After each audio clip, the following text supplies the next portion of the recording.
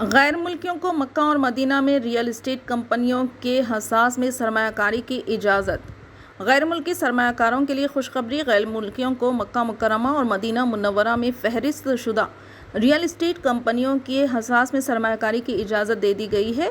سبق web site کے مطابق کیپٹل مارکیٹ اتھارٹی نے اس کے لیے ضوابط مقرر کیے ہیں، جن پر پیر سے عمل درآمد شروع ہو گیا ہے۔ مکہ مکرمہ اور مدینہ منورہ میں ریئل اسٹیٹ کمپنیوں کے حساس میں سرمایہ کاری کی اجازت دینا سعودی عرب کی اقتصادی حکمت عملی کا حصہ ہے، جس کے تحت غیر ملکی سرمایہ کاری کو فروغ دینے اور ریئل اسٹیٹ کے شعبے کو مزید مستحکم کرنے کے لیے کیا گیا ہے۔ فیصلے سے سعودی عرب کی ترقیاتی منصوبوں اور بالخصوص مقدس شہروں میں ریئل اسٹیٹ کی ترقی کو مزید رفتار ملے گی۔ یہ فیصلہ 2030 وژن کا ایک اہم حصہ ہے، جو غیر ملکی سرمایہ کاری کو ملک میں لانے، معیشت کو متنوع بنانے اور ترقیاتی سرگرمیوں کو بڑھانے پر زور دیتا ہے۔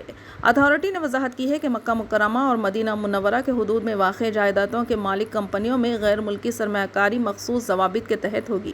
ان ضوابط کے مطابق غیر ملکی سرمایہ کاروں کو سعودی کمپنیوں کے شیئرز میں سرمایہ کاری کرنے کی اجازت ہوگی، جو سعودی مالیاتی مارکیٹ میں درج ہے، یا ان کمپنیوں کے شیئرز میں تبدیل ہونے والے قرض کے آلات یا دونوں میں سرمایہ کاری کی جا سکتی ہے۔ غیر ملکی افراد اور اداروں کی ملکیت مجموعی طور پر کمپنی کے شیئرز کا 49% سے تجاوز نہیں ہو سکتی۔